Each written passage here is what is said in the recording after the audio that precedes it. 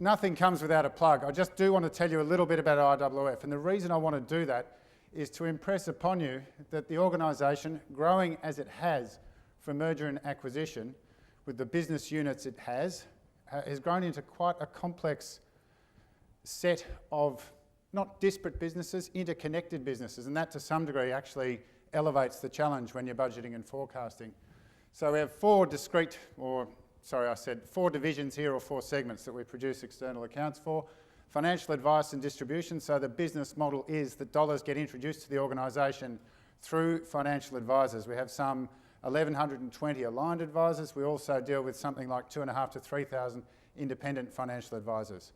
The critical service delivery or offering is in the platform management administration space. So another free plug for IBM, they're critical to the technology that supports that piece.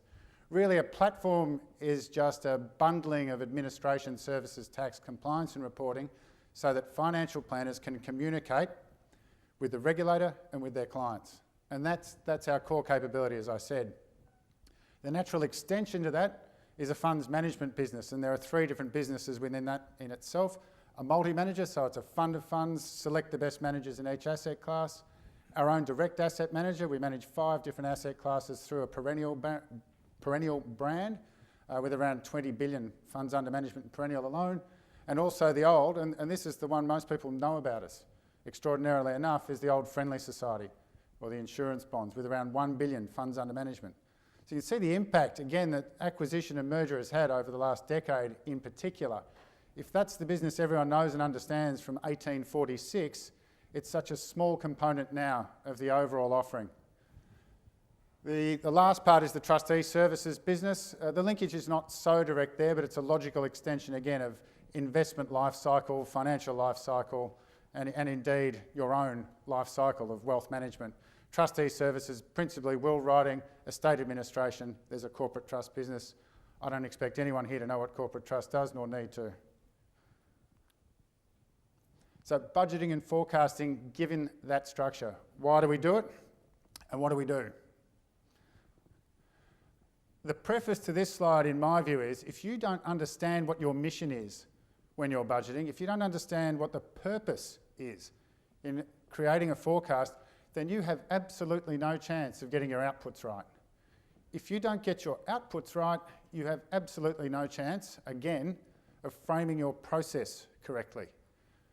If you don't know your outputs and you don't know your process, why on earth are you in the business of selecting a toolkit to do budgeting and forecasting?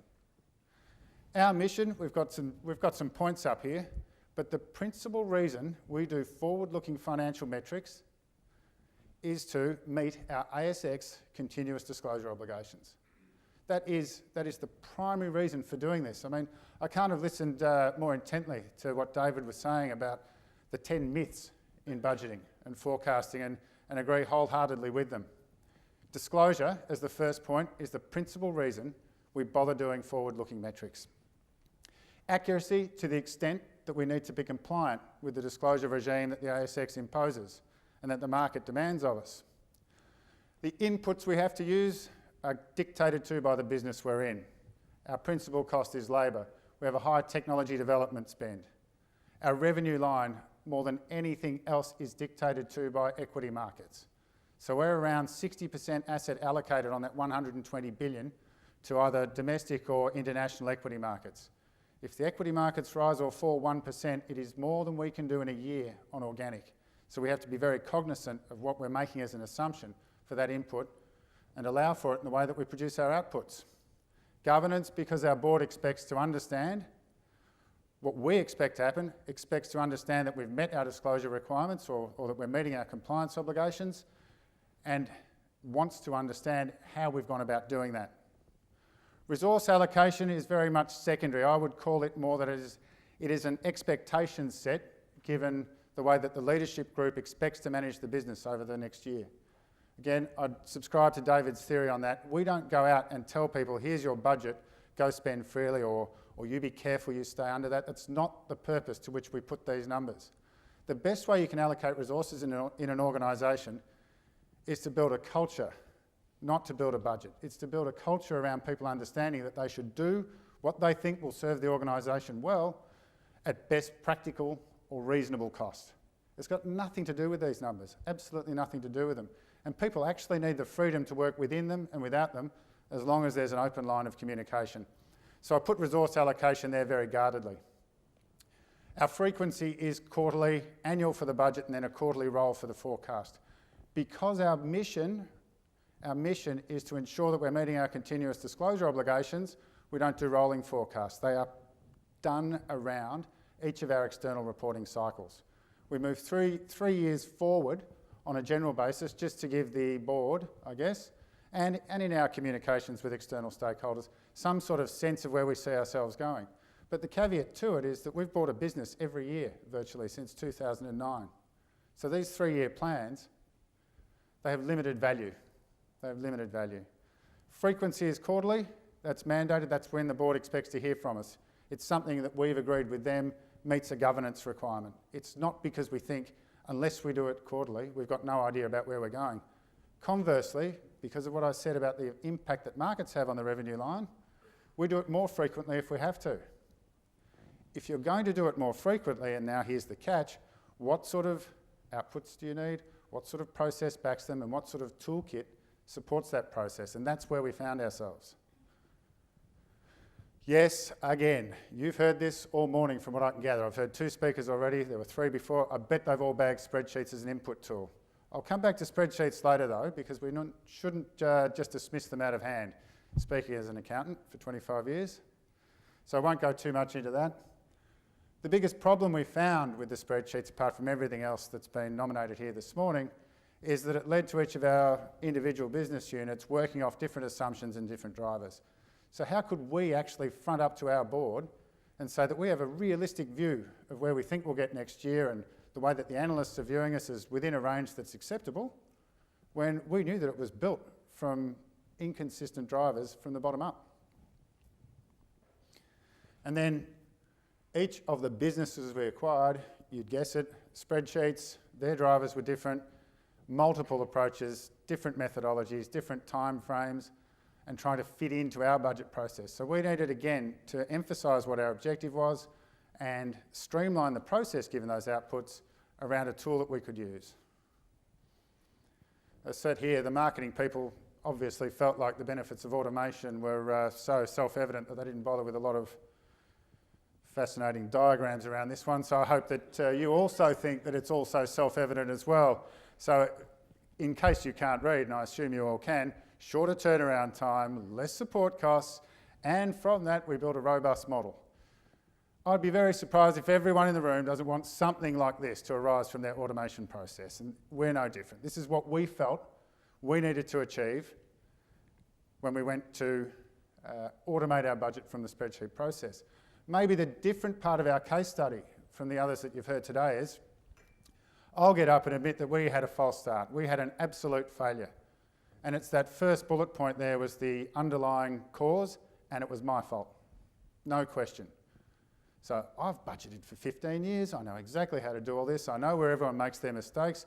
Don't link it to remuneration. Don't link it to annual planning. So don't do the KPIs.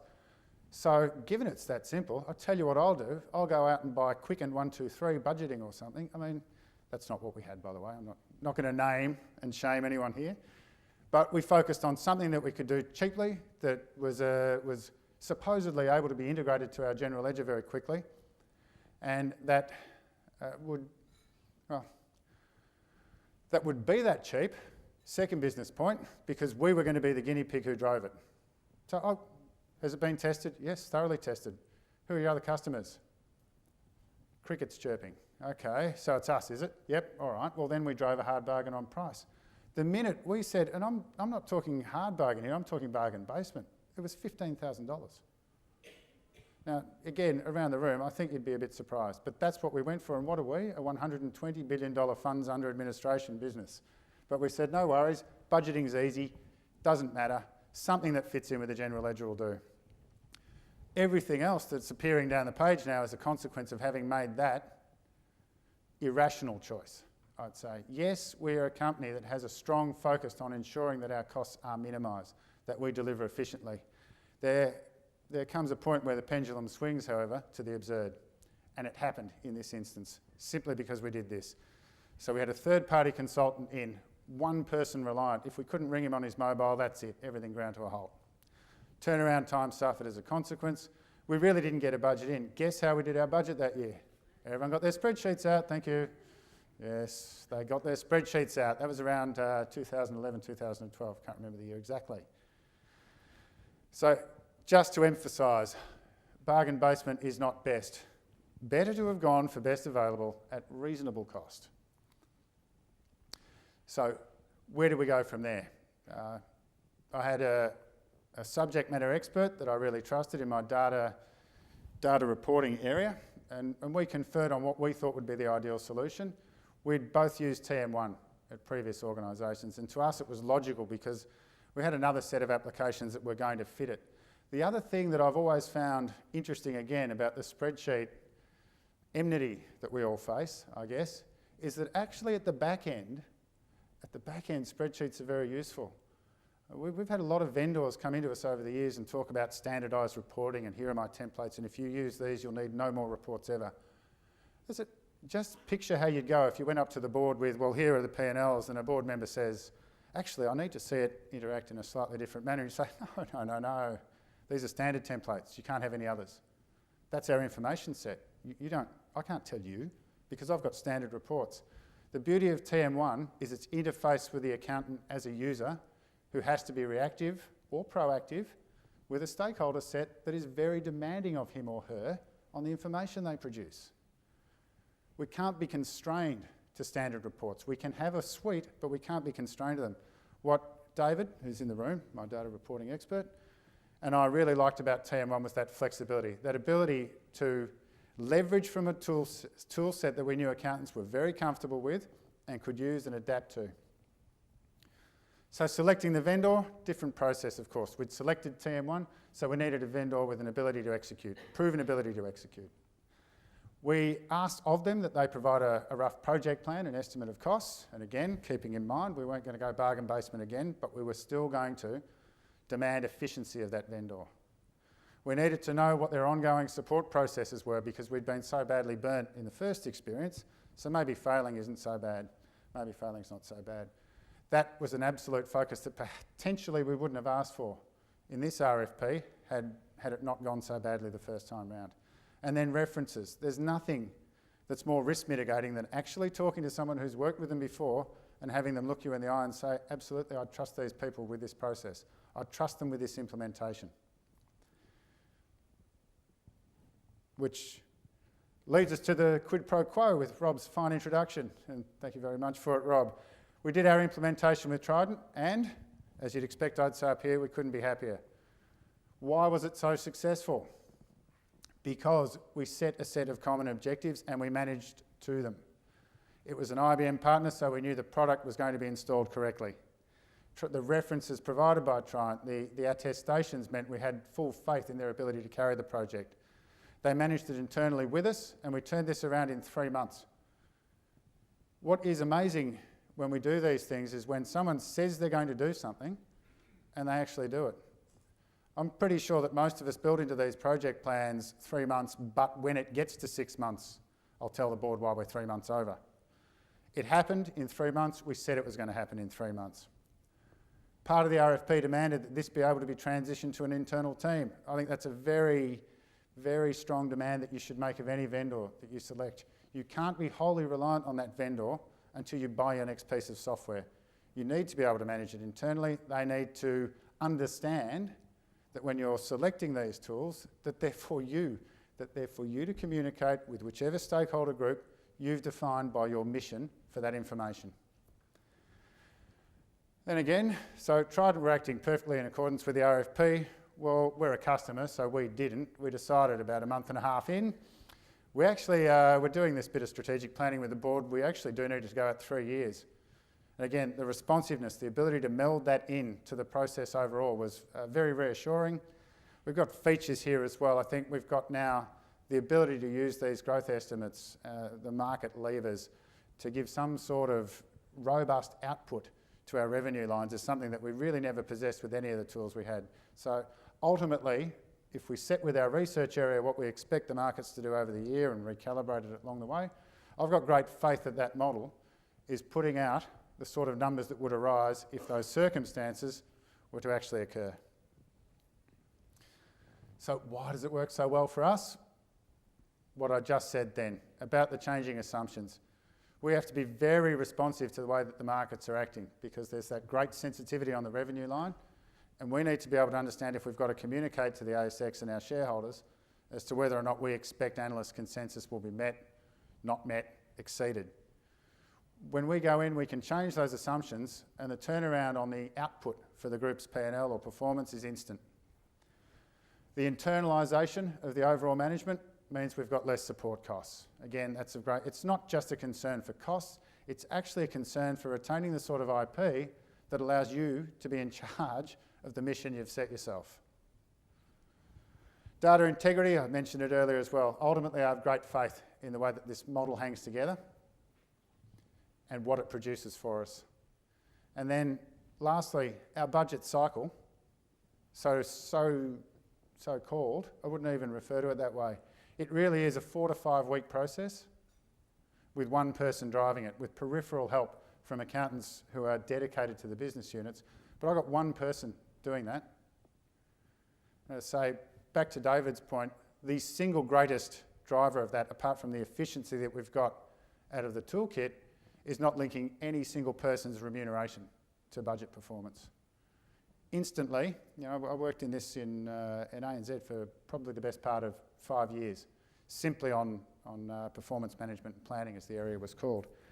And it was only after the event that I could recall every single disagreement we had, every single difficulty we had in managing the process was caused because someone at the other end of the phone line was worried that the EVA or the profit was something they wouldn't achieve by year's end. And all they were doing was trying to manage that down. And you'd know if you see the remuneration report, bonuses in banks, I can understand why they were motivated that way as well. So big ticks across those 4. We're very happy with what we've got, and we'd recommend, to some extent, everyone's different, everyone has a different business, everyone has a different mission, objectives, but we'd highly recommend the way that we went about this to anyone who was looking to shorten their budget cycle, to make sure that their information is robust, to make sure that they have as little difficulty with the business units and as over the course of a budget or planning cycle. Sorry, whoops. Just get it. There we go. So what's next for us? We think this tool should be able to be adaptable to these 3 elements. We've just completed a $660 million acquisition of the SFG Group, SFG Australia. That was completed in late August.